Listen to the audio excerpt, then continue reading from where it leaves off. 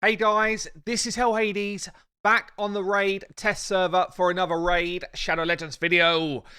Super excited. So on the test server, we're able to see some new stuff that's dropping literally over the next couple of days, I believe. I think it's going to be coming live when the fusion goes live. I actually thought it was today, and maybe it still is. I don't know, but we've not had any kind of confirmed dates other than we were told the fusion is dropping on the 2nd, which means I think the patch is dropping today. Anyway. Let's get into seeing what's going on. So I'm going to do a separate video on the new Fusion Epics and Rares and new champions that are dropping at the same time as the Fusion. And I'll link that at the end of this video. This video is going to go through the clan quest system that's dropping into the game, how it's going to affect your clans, all of the kind of abilities for ranking up that's going on, all of that type of stuff. And of course, the clan shop. So we've been calling out for this for a long time. Like, give us more reason to be in a clan. And I think this is a good start. I hope it's not the absolute finished model and they never come back to it, which they do sometimes. And that's pretty annoying. But I hope it's not that, but it's a good start. So I'll show you a couple of things here. So on the info page, you can see that we've got this kind of now meter where we're ranking up. Yeah, we've got 255 out of 500. If we hit 500, we move from a level 1 clan to a level 2 clan. Yeah, and as you rank up, you start to gain some benefits. So as level 1, straight off the bat, we're going to be gaining silver. Extra silver, a couple of percent. That stays right up to level 5. Then it becomes 4%. At level 9, 6%. 13, 8%. And level 17, 10% more silver than you get right now. But just for farming campaign. This is one of the things I hope they change. I hope it's everywhere in the game. Because honestly, when you get to a certain stage of the game, and most of you watching this video won't be there, to be fair, but when you get to a certain stage of the game, you don't really farm campaign a lot anymore. Yeah, I very rarely farm campaign on my main account. Like, very rarely. I get enough brews from doing stuff, and this is not content creator perks. I just get enough brews to level up my champions with brews when I want to level someone new. Yeah? And that's as an endgame player, so that's different. But certainly, I very rarely, unless there's some sort of champion training thing going on and I want to smash it out, I don't put myself into campaign. Even if I'm just farming champion levels, I tend to throw them into dragon teams now or whatever to farm their levels. I tend to farm levels through Minotaur grind. Like, there's other ways to do it. So I wish this was just extra silver. Full stop. None of this kind of like specialized in one place. You get extra multi-battles as well, which I guess for some people is great. If you're on mobile phones, that's probably brilliant. I play on PC, so I use BlueStacks for any sort of macro farm, but for some people, that's going to be really helpful. Number of clan shop slots. So we'll get to the clan shop in a minute, but it opens up. So you don't get to full clan shop potential until level 18. And at 18, you're going to be maxed out 12 slots open. And then weekly clan quests, 30. 30 at level 1. This doesn't quite reign true of what I'm seeing, so I'll show you that in a minute. And then it goes up over time to the point where you can get to 90 quests. Now, every person in your clan can only complete maximum of 3 quests. So it's not until you're a max clan can everybody do the maximum number of quests. And I've said already to the guys, and I fed this back, it feels a bit short-sighted.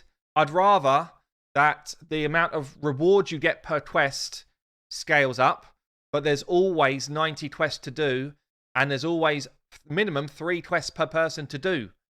Because otherwise, you'll get someone running in there who's pretty selfish and will just quickly like, bam, bam, bam, I've done the 3 easy ones, I've just got myself max points.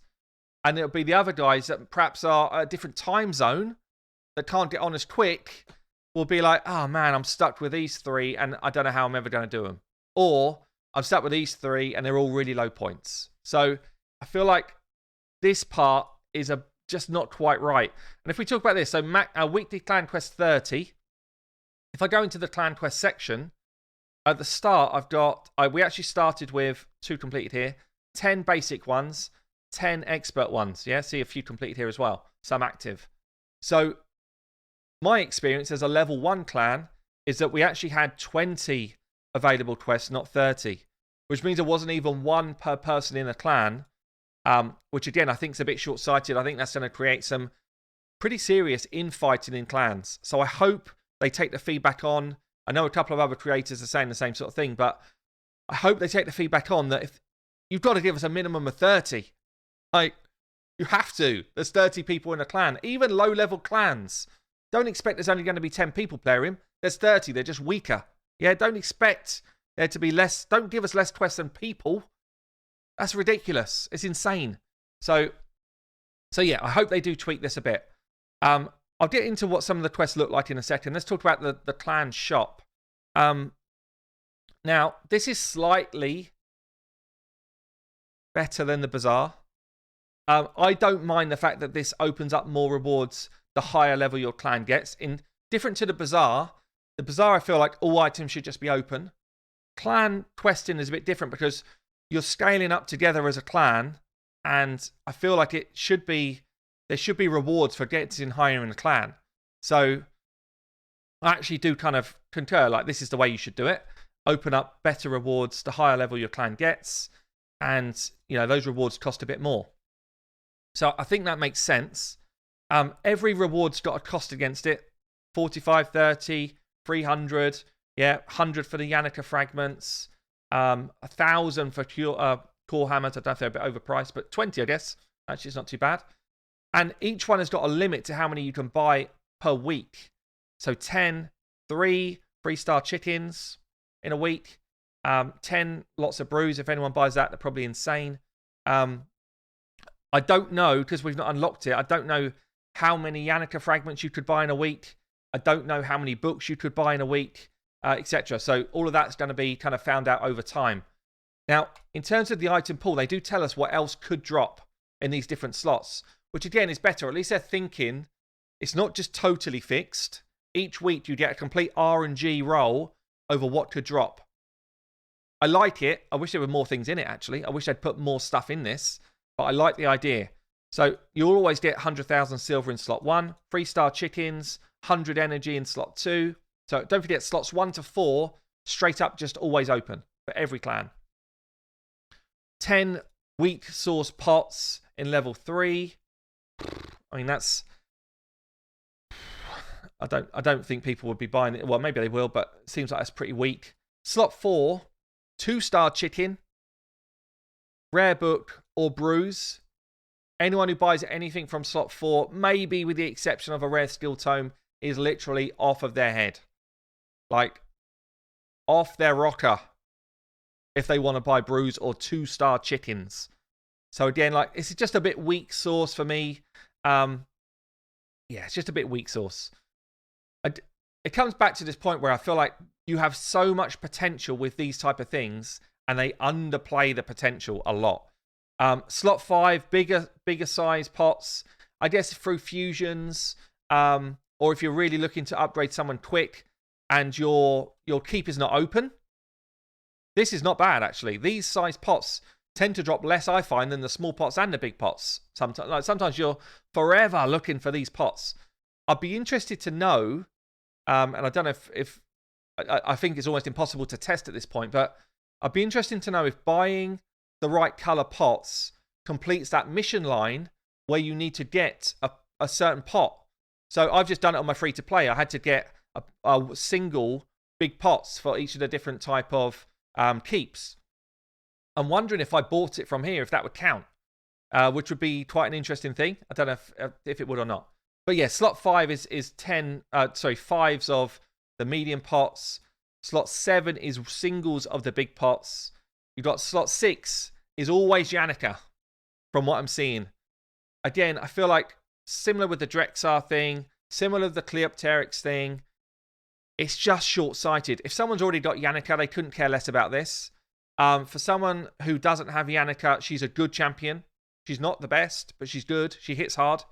But I feel like just let there be 10, 20 different legendaries. Maybe they spiral round. I don't know. And you can get the chat. I don't know. I just feel like just having Yannica is too focused on one. There's 600 champions in the game. There's over 100 legendaries in the game. If someone's already got Yannica, it makes no sense to do this. So maybe there's 5. Maybe there's 5 to choose from, and you just pick one and it locks it. or maybe it's a new champion and they can't be got from shards. That's where I feel like this type of thing should go. You know, and once it's done, once you've done it, it replaces with someone else. Once you've done Drexar, it replaces with someone else. Once you've done Yannica, replace it with someone else. Otherwise, it's just a completely useless thing to do. So I love that they're trying to give us more ways to get legendary champions for free to play over time. I love it. It's good. But it's just too narrow. It's too narrow at the moment. So yeah, we've got these pots here. Now, slot 8 is quite a high-level slot. I guess there's a fair amount of value to getting a pack of 10 speed charms, a pack of 10 accuracy charms. So at first I was going to say this is awful because I barely ever use these weaponized charms. Like, really barely ever. Unless I'm specifically looking for swift parry in a certain spot, I honestly just don't really see the value of it. But I do see the value in getting 10 charms like this. I don't know the cost yet. So it does tell us the cost, actually. It'll be 10 for 100 return. It's not bad. It's not bad, to be fair. Yeah, that's not too bad. Slot 9 is an epic book. Great, another way to get books. He's going to cost us, what, 500? It's not bad. 500 is actually pretty reasonable. I wonder how many you can buy in a week. It'd probably be one, I would have thought. But still not bad. Slot 10, Void Shard, 4-star chicken. Now we're getting to some good stuff. Honestly, I can't see people buying any of the other things here. Maybe free-to-play might say an XP day is better than a Void Shard or a 4-star chicken. I doubt it. But slots 11 is 3,000. 3,000, so that's the big one in terms of cost. And then slot 12 is 1,000. So for a legendary tome, 1,000. For a 5-star chicken, 3,000. Oh, sorry, the 4-star chicken was 10. 4-star chicken was 300. Okay, I thought that was a bit out of whack. So 4-star chicken and a Void Shard, few hundred. That feels pretty good. Feels pretty good as well. 5-star chicken, 3,000. And a 5-star glyph. I don't know if it's a glyph pack or what. It looks like just one glyph. Is that still 3,000? I'm guessing it is. Is that worthwhile? Is that worth it to you guys? Don't know. And then obviously Legendary Tome and Core Hammer for 1,000. So the items are definitely looking reasonable. And I think the pricing in this looks reasonable as well, to be honest. If we go into the quest system, for basic quests, you get 50 in return for each one you do. Expert quests, you get 150. And Elite, we don't see yet. Or we do see them, but we can't select them, is 300. So, I mean, if you're doing 3 Elite quests a week, you get 900 points a week. So it's going to take you a few weeks, I guess, to save up for the level 11 stuff. It's going to take you just over a week to save up for the level 12 stuff, if you're able to do 3 of the big boy ones. And don't forget, people will be diving in for these. This is what I'm saying. It's like, it's not equal in your clan. Even if you've got people organizing it, it's going to feel bad because you're probably going to end up having to do 1 basic, 1 expert, 1 elite for a high level clan to make it fair. And if you do that, you're getting, what, 500 points a week. So it's going to take you 6 weeks to save up for a 5-star chicken or a rank 5 glyph. That's too much, really. Or 2 weeks for a legendary tome, I think is pretty solid. So, I don't know. Let's talk about the quests then. So quests on basic are exactly that, pretty damn fast. You've got some things here which, you know, is not that basic unless you've got a shard pool event going on. Get 10 rares. I guess over the course of a week, if you're just farming campaign, you'll get probably 10 rares. So it's definitely, all of this stuff is very doable. Upgrade a rank 3 or higher amulet accessory to level 16. Again, you want to try and pick these things up when you know you're going to have a bit of a burst of silver spend, or when you know you're going to be farming campaign or pulling shards. You know, you need to be using your brain a bit about what's going on. Win a total of 10 rank 5 or rank 6 accessories. Pretty easy to do for an endgame player, not so easy to do for an early game player, I'd say. My free to play would do that, but it would take, I'm farming stage 13, so it would take a little while. Craft epics in the forge, craft in the forge again. Pretty simple. Place 5 debuffs on Dragon's Lair boss. Could literally do that one like that. So this is the type of one where it's like, I've done it, I come back for another one. Done it, I come back for another one. Then someone wakes up and it's like, oh man, I'm left with get 10 rares and I don't know, like go to Dragon or whatever, go to Spider. So very quickly, the easy ones will be done and dusted, like very quickly. On the expert ones, this is the step up. Place 10 debuffs on Fire Knight and win it. Place 10 debuffs on Ice Golem and win it. Clear Spider's Den 200 times, stage 20 plus. Now, this is a big jump up. But I guess it should be, you know, the clan's more specialized. Craft 5 epic or higher boots in the Forge. So maybe that's where the kind of specific charms start to mean something to people. Fully upgrade an epic's champion skills. So these are very, like the expert ones are way more situational. And there is a situation here as well where someone's come into this clan. I don't know who this was. It's just on the test server. Someone's come in, earn a total of 2 million silver from selling artifacts. Quite an easy quest in the scheme of things here. But that person left the clan. That quest just turns to failed. No one else can pick the quest up. I was actually very close to writing in content creator chat, this seems dumb. Like, why? As it is, there's not enough quests, and then someone leaves and a quest just goes to fail. I guess that's because if they just opened it up again to someone else, then it would be so easy to manipulate the system. You know, someone's not pulling their weight with a quest, you just kick them, and then that quest opens up to someone else. Or someone grabs a quest and you're annoyed of them, you kick them, and it goes to someone else. It's just not really feasible. So I guess it has to be quest failed, but then it means that your clan for that week has just got one less quest to do. So I guess you can't win, really. You can't win with the system because people will just abuse it. But I don't love it, the fact that you can just kind of lose a quest because someone decides to leave your clan. And more often than not, if someone's going to do that, if there's bitterness there, they'll just take the easiest one that's worth the most points and then they'll leave. Which, again, is like, it's open to abuse the other way, which I don't love. So when you get to the elite stage, then this is like clan level 5 or more. Craft 5 legendary artifacts in the Forge. Defeat the boss of Fire Knight before he takes a turn 10 times. Pretty tough stuff. Place block revive 100 times on the boss minions. Like, that's a lot of runs. 50 runs minimum. So this is tough. These are tough things. Upgrade 5 rank 5 or higher artifacts to levels 16. But it has to be the weapon. I guess that's just a silver thing. Earn a total of 5 million silver. This is where it comes in like quite funny because to earn 5 million silver from selling artifacts, honestly, you do super fast as a later game player compared to beating Ice Golem, which is just the most boring crap dungeon with crap gear, really, for most players. You have to beat them a minimum 50 times. That's like, what?